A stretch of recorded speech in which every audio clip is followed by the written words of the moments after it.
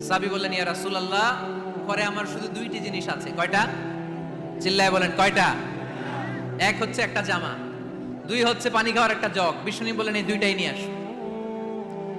বিশ্বনবীর কথা শুনে ওই সাহাবী ঘর থেকে জামা নিয়ে আসলেন, পানি খাওয়ার জগ নিয়ে আসলেন।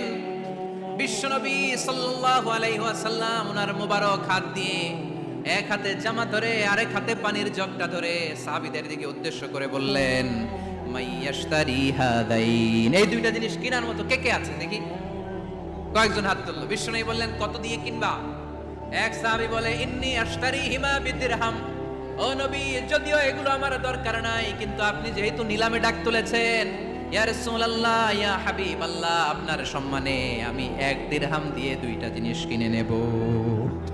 1 দিরহাম, একটা জামা, একটা পানি খাওয়ার জগ, দাম কত? 1 দিরহাম। বিশ্বনবী বললেন, না না, 1 দিরহাম তো অনেক কম হয়ে যায়। মাইয়াজিদু আলা যালিক, এর চেয়ে বেশি দামে কে কিনবা? আরেক সাহাবী হাত তুলে বলতে লাগলো, ইয়া রাসূলুল্লাহ, ইয়া হাবিবাল্লাহ, ওয়া ইন্নী আশতারিহিমা বিদিরহামাইন, আমি এই জামাটার পানি খাওয়ার জগটা 1 দিরহাম নয় 2 দিরহামের বিনিময়ে কিনতে চাই। বিষ্ণু ইসলাম ওই সাহাবাকে দিয়ে দিলেন। দিয়ে 2 দিরহাম নিয়ে, যে লোকটা ভিক্ষা করতে এসেছিল তার হাতে 2 দিরহাম দিয়ে বললেন, যাও 1 দিরহাম দিয়ে ঘরে খাবার কিনে দিয়ে আসো, আরেক দিরহাম দিয়ে একটা কুঠার কিনে নিয়ে আসো। শুনতেছেন? কি কিনে নিয়ে আসো? কুঠার দিয়ে কি করে? গাছ কাটে।